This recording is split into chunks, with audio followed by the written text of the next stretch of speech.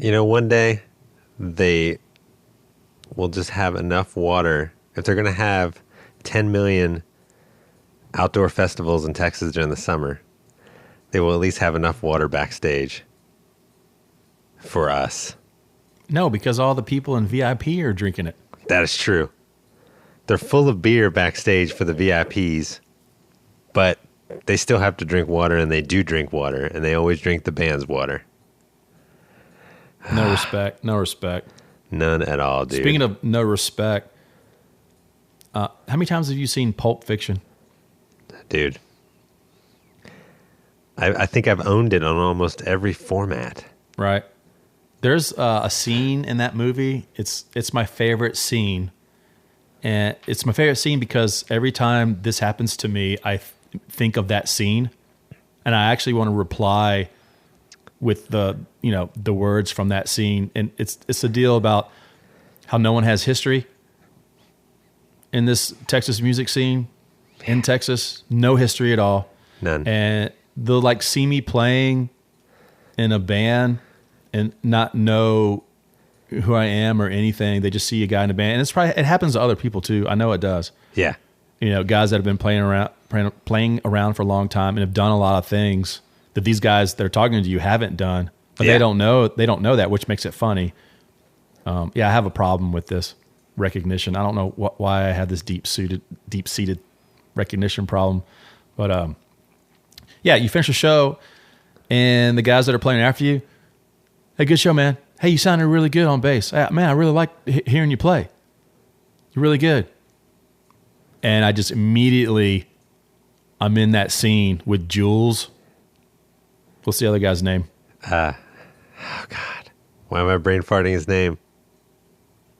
I don't know. Shoot. Is it Victor? Yes. Victor and Jules. It is Victor? Yeah, I'm almost positive. Yeah, so I'm in that scene when they killed the dude in the car. And they're talking to Jimmy. Yeah. Yeah. So this dude playing the band after us, he comes up and goes, "Hey man, you sounded really good, man. I like what you did on the bass. Good job." And I immediately want to say to him, "I know how good my coffee is. I'm the one that buys it." Yes. It's like, read a book, motherfucker. Vincent. Vincent, by the way. Yeah, Vincent. Sorry, Vincent and Jules. Yeah. Yeah. So, but yeah, Bunny buys shit. When I drink coffee, I want to taste it. Yes. Don't Jimmy me, Jules. And that's what I want to say to these guys. Yeah. Don't Jimmy me. I know how good my coffee is. I'm the one that buys it. Yeah. I know how good I play. Yeah. And they probably didn't even see hey, good show. It's the That's old. it. They didn't see it anyway. Yeah, don't good show me. Yeah. I didn't watch I'm not going to watch your show either, dude. I got better things to do than to watch you play. The funny thing is that when whether opening or, we're the main band or whatever, if I watch the other bands and I'm blown away by them, I will become like I'm 15 years old watching my favorite band, and I will be giddy to tell them how good they were. I mean, that's how I still am, and it's just like, so if I actually watch the band and stuff, I'm all excited to compliment them. And I'm like, holy shit, you guys are fucking fantastic, blah, blah, blah. I love what you played here, da, da, da. Not, hey, you guys did real good. The car ran real good. Wow, I'm shocked. You played bass really well. I had no idea. Well, that's the other thing, too. Whoa. Yeah. I thought you were just some old dude playing in this band. That held an instrument. Yeah. Thought, yeah. How long you been playing bass? Pretty cool. All right. What are we doing? Oh, yeah. Hey, Michael. We are bashing. We're going to bash singer-songwriters. We're going to expose the bad truth on these singer-songwriters. Pulling the curtain down behind the wizard. Yeah. And find out that it isn't a wizard at all. It's just a guy who decided he wanted to sing songs. Tell some stories musically, which I respect. Yeah. I love a good singer-songwriter. You talked on the last one. If I could sing, I would do it too. Yeah. Nothing against them on that aspect, being ambitious, wanting to Yeah. you know, sing and write songs. I just wish they would be better at it. You know? I remember the first time I played a 1/3. Yeah. Like the song's in G, but then I played a B note before it went from G to C. So I played the third. That would be G, A, B, C. G would be 1, Yeah. right? Oh, Everybody following me on this? You're explaining Nashville notation? Yes, What? I am. Yeah, because the boom boxes are gone now, so we know how to write charts. Yeah. Before, like I said, you just have your boom box Yep. that you would play the song. Anyone who's listened to any of the other older podcasts would get that. If not, go back and listen. Yeah. Yeah, so I played the 3, which is the third of the G chord, which is Yes. part of the chord. Chords are made up of 3 notes. And But a guitar has 6 strings.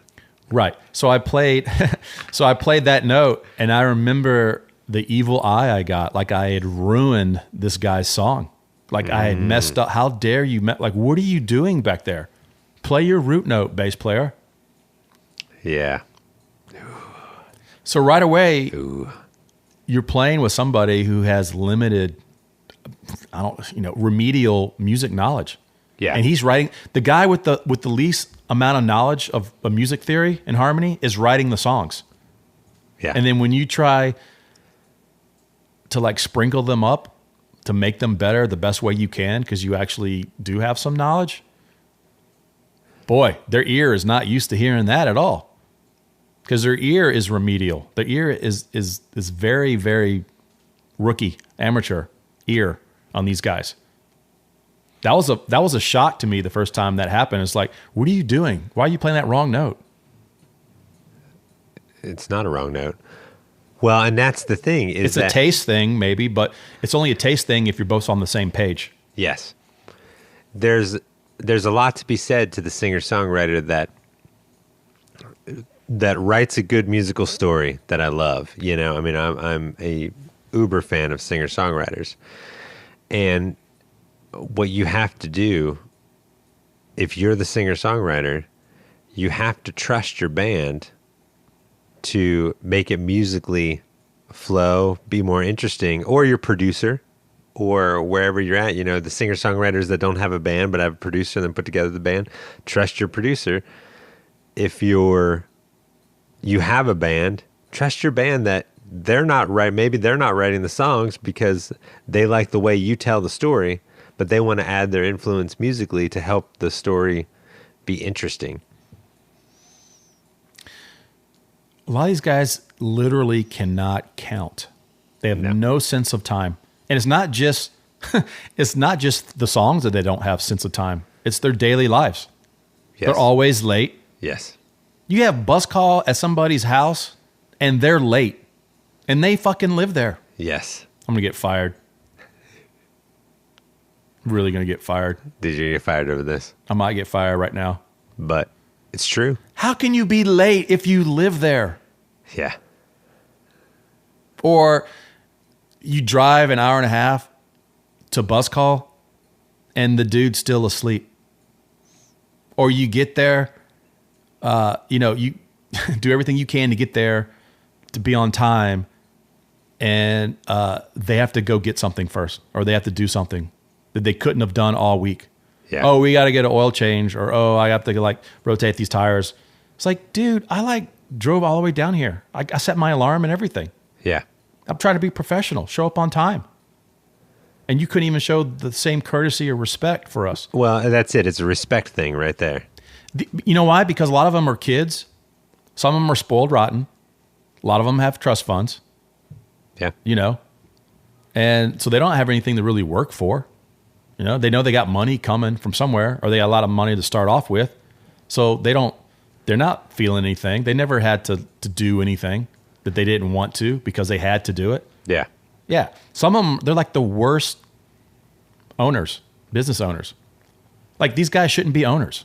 Yeah. Like they're writing songs. They got a band, they're traveling around, but they're terrible. They don't know how to work with people.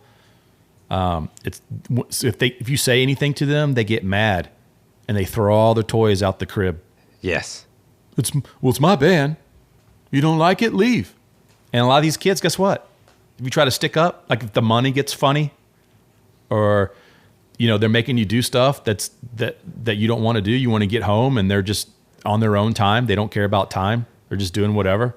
Don't realize that you have lives too. That they think that you should be thanking them, that they're doing you a service. Yeah. It's like, hey man, I gave you this job. You could be flipping burgers or something. And you're going like, dude, you're not doing me any favors. Yeah. I'm performing a service for you. I'm playing the songs. I'm not getting paid just for the show. I'm getting paid for the time that I'm not home right now. And yes, it is my decision, but that doesn't make it any less of a person, or, I'm not like an indentured servant just because I'm on the road with you somewhere. Yes. I'm a human being too. And you're a terrible boss. And you don't know how to respect your employees. And what that happens is that brings discourse. Yes. Is that the word, discord or discord? It brings one of those words. Discord. Yeah. And people don't like that. And it festers. And they get mad. And every time you're gone, guess what happens? Yeah. The whole band's talking. If you're a singer-songwriter, a Texas artist, don't be so naive to think that when you're gone, everybody in your organization is talking shit about you. Because that's what we do. And you know why we do that? To make ourselves feel better, make us feel like we're not the only ones that are getting taken advantage of, or disrespected, or hating ourselves. Yeah. A lot of it is because they're scared to leave. Like when you're young and you're a musician and you're still learning life too. Not only are you in a band trying to make a living month to month, you're also learning about life at the same time. And life is scary when it's all coming at you at first when you're young. Yes. And you get a gig, like your first gig or something, you're doing everything you can to keep that gig, hopefully. So you're scared. And if you got a boss that shouldn't be a boss, but is because he writes songs and he's in a band, you're scared to stick up for yourself because you'll get fired. Yep. Oh, we don't want this guy because he's causing trouble because he expects to sleep in a hotel room every night. Yeah. Yeah, he doesn't want to share a bed with another guy in the band, or he doesn't want to sleep in the van at night, or he didn't get a shower today, so he's, we can't have that because some days you're just not going to get showers. And he wants to do, like, you get a guy that wants simple, basic. It's like, you don't leave for the weekend and you're in a third world country where we don't know if we're ever going to find food again. We don't know if we're ever going to get a place to sleep or anything. It's not like third world country when you leave for the weekend. Yeah. It's like, really? I just left the house with my own bed. Yeah. I come out here and it's like I'm in Afghanistan. Yeah. It's like, really? Show a little bit of respect for the other people. Yes. Or like the dude that stays in the hotel, the boss man's in the hotel. The rest of the guys are like it, in the van or something. Yeah. Like he gets his own room. Nothing's going to bother that guy. Yep. Talk about how broke they are all the time, but then he's in the fucking room by himself. Everyone else is like screwed. Yeah. I don't know. It's rough out there, huh? But see, these young guys, they won't stick up for themselves because, guys, if there's any dudes that have been playing for less than 10 years an instrument and you're playing with the guy, one of your first bands or something, Texas music scene, it's like, did you really think all those years practicing, all those years learning how to play, trying to get as best as you can get, and that if you get fired from this one band that you're in, that you're never, ever going to get, like you practice your whole life just to play for this one dude. And then as soon as you get fired, you're never going to play for anybody else. It's like, that's bullshit. Get it out of your mind. Yeah. Be a man. If somebody is treating you bad or you don't think it's right, complain about it for a while. But if it doesn't get better and you confront the guy and it becomes a thing and they get mad at you and then you end up getting fired or you want to quit, just go do it. Yeah. Quit. Move on. You don't deserve it. You will find another gig. Yes. I'm telling you, you didn't practice your whole life, your early years, just to play for that one dude, and it's over. You'll never get another gig after that. Yeah. Because that is not true at all. Take the leap, dude. Yep. Don't put up with it. Because the more you guys put up with that, the more it's going to be like that. Yeah. Indentured servitude, and you're ungrateful because of all the things I've given you. It's like, no, you earned every penny of that. Yeah. The second you get in that van, that Sprinter, that bus, or that plane, if you're lucky, Yeah. you're that's your life right there going by. What's your life worth? Yep. Yeah. Treat your guys right, man. Yeah. Show them some respect. They're just as important. Yes. Fuck the merch, guys. I mean, seriously. A fucking t-shirt dispenser could do as well as some of these merch guys. Yeah. Put a fucking like Coke machine t-shirt type thing out there and let people fucking get their own shirts. That's a good idea. You know? The guys are playing on stage, giving up their lives to play. They don't owe you anything. Yeah. They deserve every penny. How am I doing over there, Adam? Dude, that's fantastic. You okay? You see flames behind me yet? Nah, dude, right No? on. The thunder rolling? I mean, it is. Right on, preach. You are preaching, and I was already converted, but I'm like, damn. Singer-songwriters. If you're so good and your songs are so great, why do you even need a band? All it is problems. You're going to have bitchy dudes always wanting shit. Yes. How come we're doing this? Second guessing everything you do because you don't really have, they have as much experience touring, playing around as you have experience being the boss of a company. So you got two sets of people there that are inexperienced. It's rough, dude. Yeah. It's like, yeah, if you're so good, why even bother with the band? Be like Hayes. Be like Hayes Carl, do your own fucking thing. Yeah. I'll get guys when I want and guys when I don't want. Because my songs are great. Yeah. Because I worked on my craft hard. Yeah. I really worked. Yeah. You know? Exactly. I worked at this thing. I didn't just throw it together just to make a quick buck. So yeah, play by yourself. Don't even get a band. Yeah. Sometimes sometimes you'll see a band that's terrible. I mean, let's be honest. The band is really bad, but the artist is great. It's fantastic. They're yeah. great. He or she, a lot of them, there are some she's out there, really good. Yeah. Connecting with the crowd. I mean, being a showmanship. Yeah. Let's switch it on the positive side now. But their band is horrible. And they don't know that they're horrible. But guess what? It doesn't matter. Yeah. Because if the artist is really good, connects with the crowd, really good entertainer, good song, good singer, it doesn't matter how bad the band is. Yeah. It's always going to be a good show. And people will stare at this front person and like them. Yeah. Now, the inverse, if you're a terrible performer, you're not very good, but you have an incredible band behind you, that's kind of like the same thing. Yeah. They can carry you. Yeah. So as an artist, you got to know if you're really, really good at performing. Yeah. I mean, your level of musicianship, I mean, obviously you want the best you can get, but it doesn't really matter as far as the fans are concerned. And so the inverse, throwing out words there, is that 25 cent or 50 cent? That's a 50-cent word right there. Inverse. Yeah. So if you're doing that, the reciprocal. Dang. I know. See what happens when you broke. See what happens when you go to school. Yeah. So if you're doing that, the opposite of that is you have a really, really, really great band because you know that you stare. You're one of those guys stare at your shoes, don't like to talk a lot. That can be that's what you need. Yeah. But if you flip both of those, it's bad for both. Yeah. Yeah. Ooh, really bad. Yeah, it's not good at all, right? If you're not a good entertainer and you have a crappy band, you got a drummer that's what was the term? Tempo tantrum. Tempo tantrum. It's still my favorite. Bass player, bass bombs, guitar player way out in front. Yeah. Fiddle player won't stop playing. Yeah. Oh, dude, it's terrible.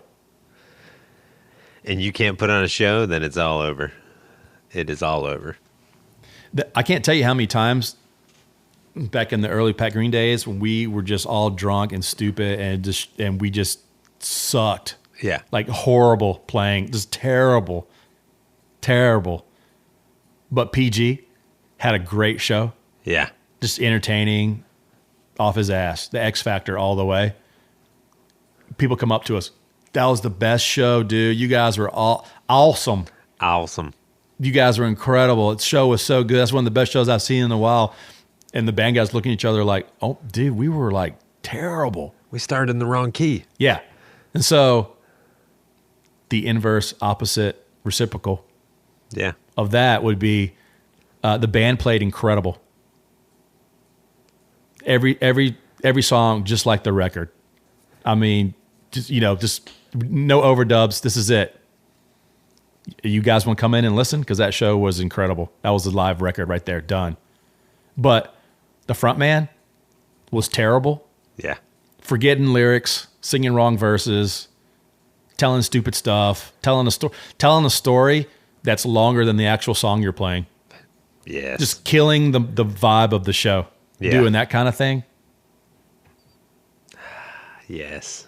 It was a bad show then. No matter how great the band was, if the singer was bad, the show was bad. The show was bad. And that's how that works. Yep. My voice is hurting from all this stuff. You got worked up there. It's kind of like, am I unleashing the fury yet? Yeah. Is the fury coming out? You're starting to. I think this might be the podcast I get fired. This could be the... Where is this? Let me stand next to. You're fired. Yeah, you're fired. Yeah. Goodness gracious. Great balls. You're fired. Yeah. So you got those going on. Yeah. I would do that cult song, Fired. My voice hurts to sing it, though. Yeah. Maybe we'll throw that in there. Okay, here's another thing. And another thing, and another thing. Does everyone have to play guitar? These singer-songwriters? Do they all have to play guitar? Because last I checked, singer-songwriter doesn't say guitarist-songwriter. Yeah. It says singer-songwriter. Yeah. So get a guy who can play guitar. Yeah. Don't force it. Yeah. If you're not that... Look, you just picked up a guitar 2 years ago. You're writing songs, and now you're a Texas country artist, and you got a bus in a year. You got a bus coming in a year, right? Why are you playing guitar? Hire a dude that can play and let him play it, because you're terrible. You haven't played long enough to be good yet. You don't even have any kind of remedial theory background. You don't know what chords go together.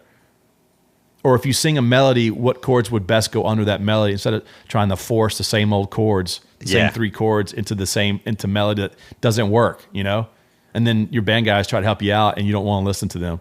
Yeah. Because they've never written a song before, so what do they know? Yeah. I'm the guy, you're not the guy. Exactly. But do they all have to play guitar? I'd like to see one dude up there with no guitar. Come on, Randy. Come on, Wade. Any of you guys, put the guitar down. See what you got. Just be a rock singer. Yeah. Or anybody new come out. Singer, songwriter. It's not guitar. Yeah. That's my point. It's not guitar songwriter.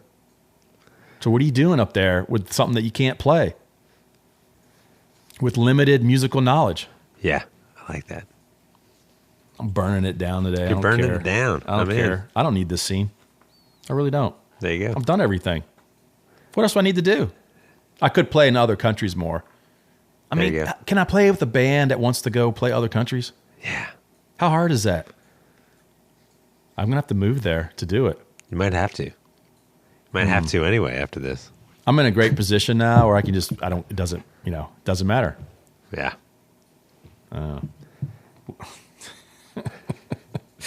Oh, these guys, man. Well, I mean, they want to play and they want to be in the mix and then just ruining the song. Stop playing. You're killing the song.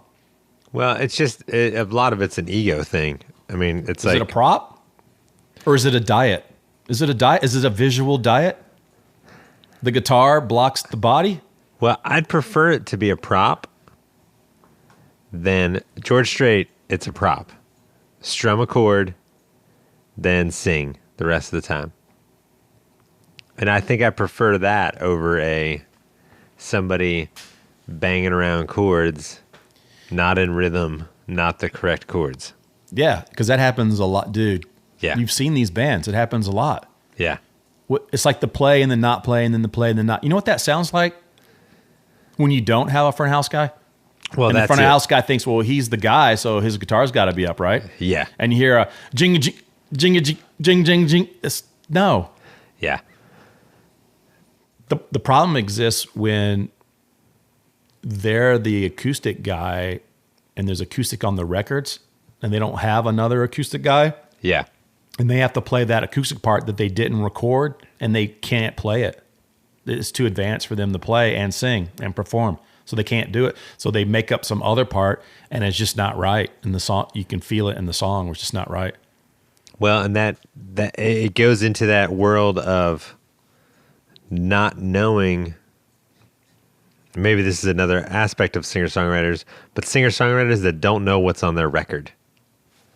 They have no clue what's on their record. They have no idea. They wrote the song. They went into the studio with a producer. They put all this thing together, but then they're back out hammering it out like they did when they first wrote it. Yeah, and their timing is like really bad timing. And they don't know that the bridge actually has a different chord progression, or even the chorus may have a different chord in there that they were used to playing. And so they're playing it with, and then everybody sounds bad. The producer tried to salvage the demo. Yeah. But the artist never realized what they were doing. And yeah, like you said, they only know the demo version of it. That's not even the same anymore. And they can't tell. And the timing is bad. We didn't even talk about like the Willie Nelson effect where the singer's like way up on top. Dude, there's nothing worse than the singer singing a verse or a chorus way on top of the beat. And then these young noobs in these bands start following him. Yeah. And they're speeding up. And the drummer's like, I'm trying to like hold the guys back, but the guitar player's already ahead, is even farther ahead. Yeah, than the singer is. Yeah, and then you're trying to do your part, and you're feeling that tension. You're trying to reel people in, but no one listens to anybody else. No one listens. Yeah. And then you go back to the other part, and then they're back on again. Yep. So you got this sections of the song where it's off to the races, and then it's back down again. And you go up to the guitar player, and you're like, what are you doing? How much hi-hat is actually in your mix, dude? Yeah. Do you have click or hi-hat? Either turn your guitar down or turn the hi-hat or the click up. Because you're way ahead. Can you not tell? Yeah. Don't listen to the vocals. Turn the lead vocals down. Yeah. Turn whoever that dude is, turn his vocals down and concentrate on the drums. Follow the rhythm. Yeah, that's the thing. You got young, inexperienced guys up there and playing in a lot of these bands. Yeah. I know it sounds like I'm dissing all you guys and they probably all hate me, but it's true. Go back in the oven, dude. Yeah. Listen to something else besides the music you're playing. Yep. Cook a little want more. to help. I want people to be better. I do. I really do. I want people to be better. I want the musicians to be better. I want the songs that we have to play to be better. I want the scene. I either want this Texas scene to be better or to crash it down to the ground and start over to where there is no Texas country. It's just bands. Bands playing. It's just bands playing. No labels. It is what it is. You know? Well, that Texas country thing will curse you.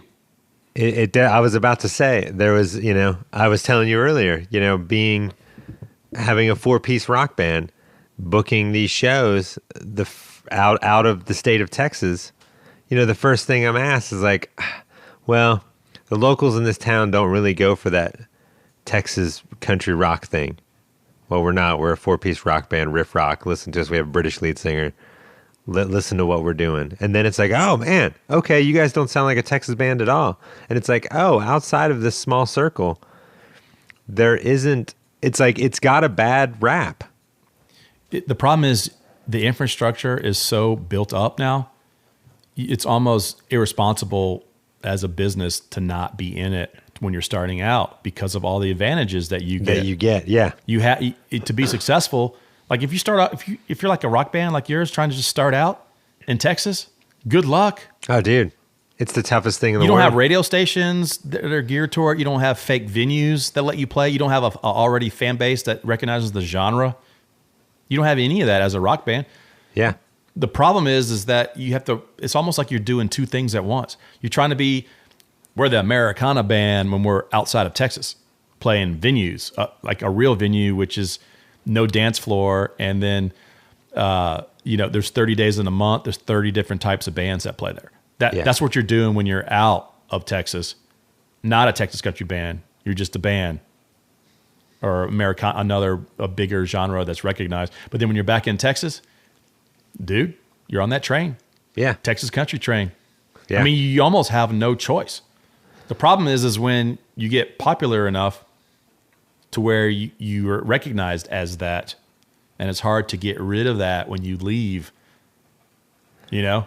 I know some rock bands that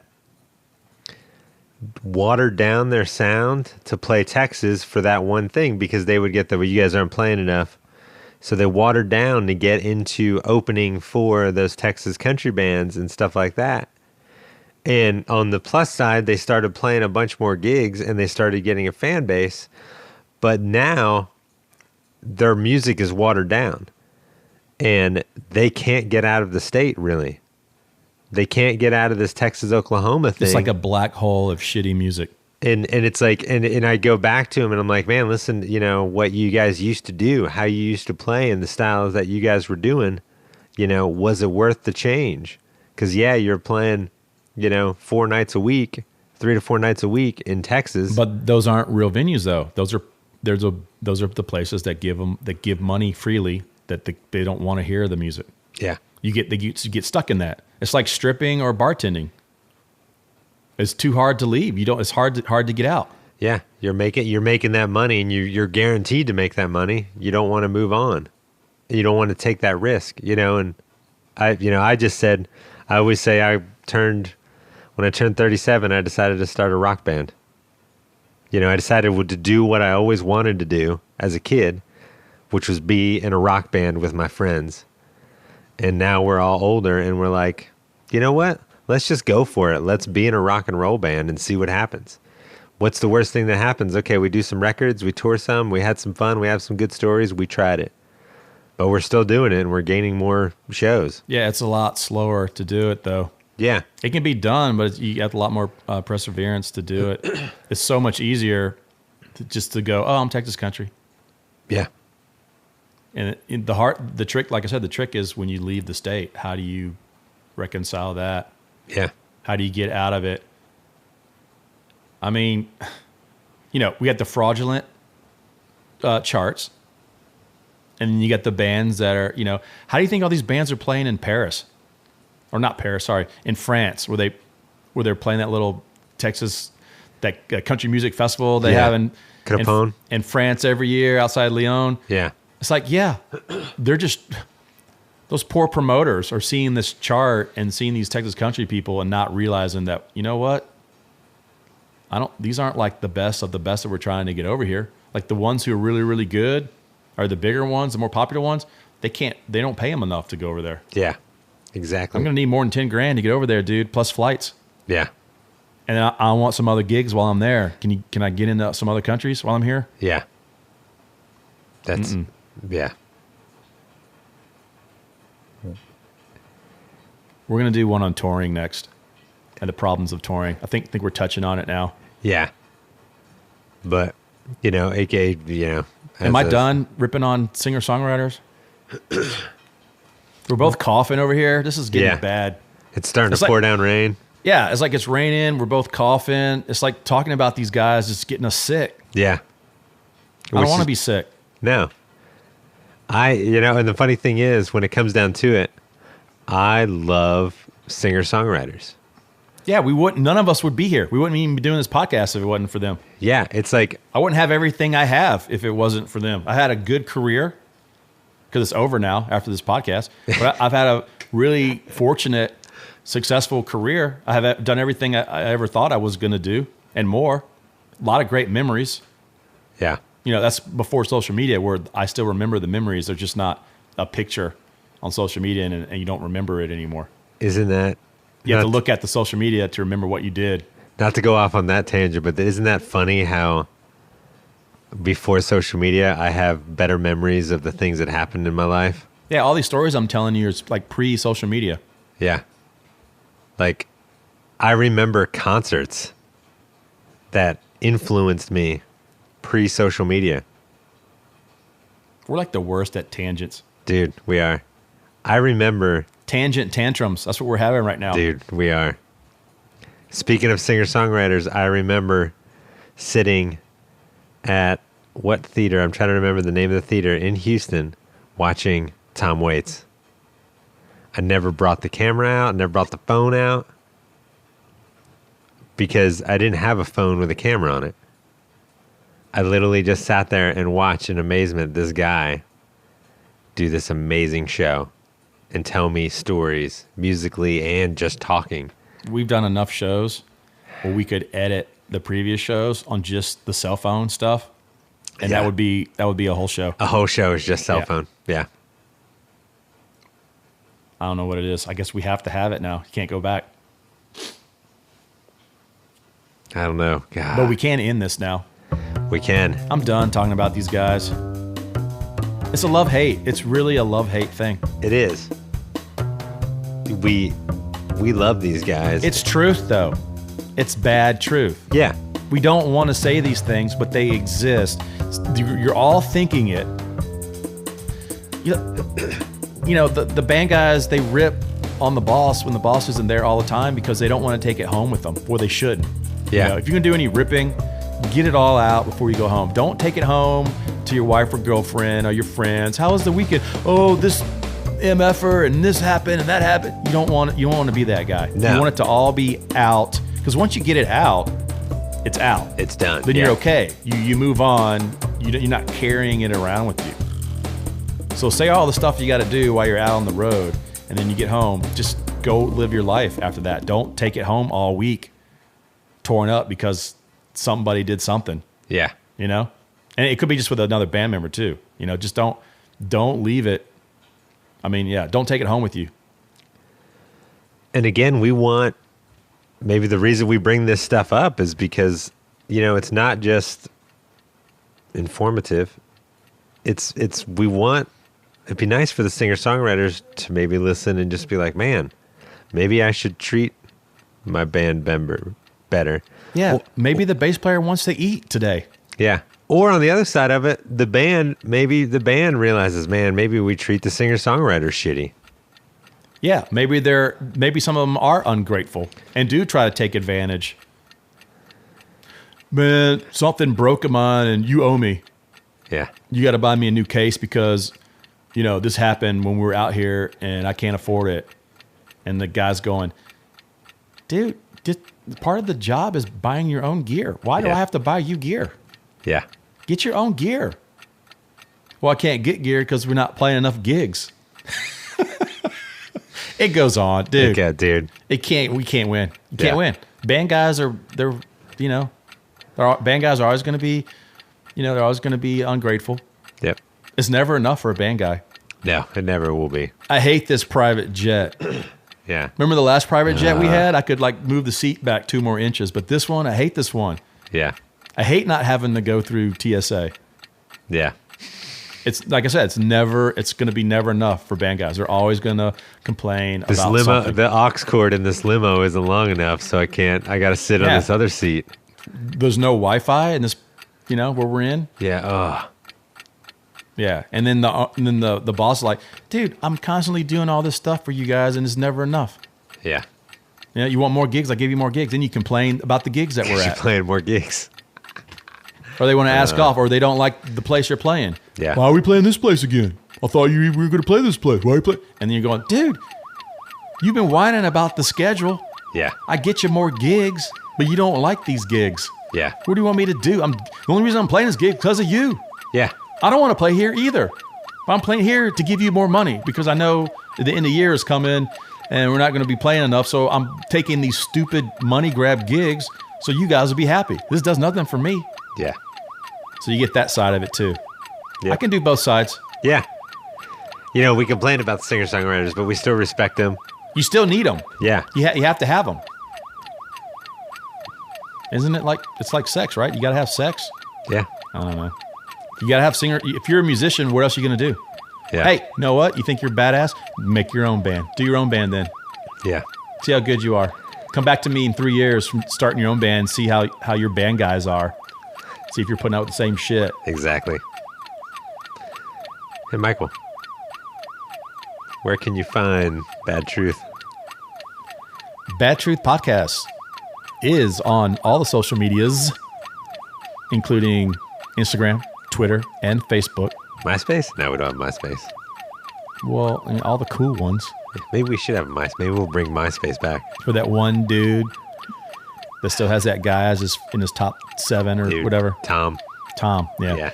And also badtruthpodcast@gmail.com for all your complaints. You know, you can send us nudes to also to that as well. NOODS. NOODZ. Nudes. No dudes, though. Adam might like dudes. Yeah, you like dudes, Adam? No, but, whatever. I want to involve everybody in this. We're equal opportunity podcast. Nudes? No. I'm regretting I even mentioned it now. Yeah, because it's going to happen now. All right, Bad Truth Podcast. Drive safe in this rain. Yeah, see you guys next time. Later.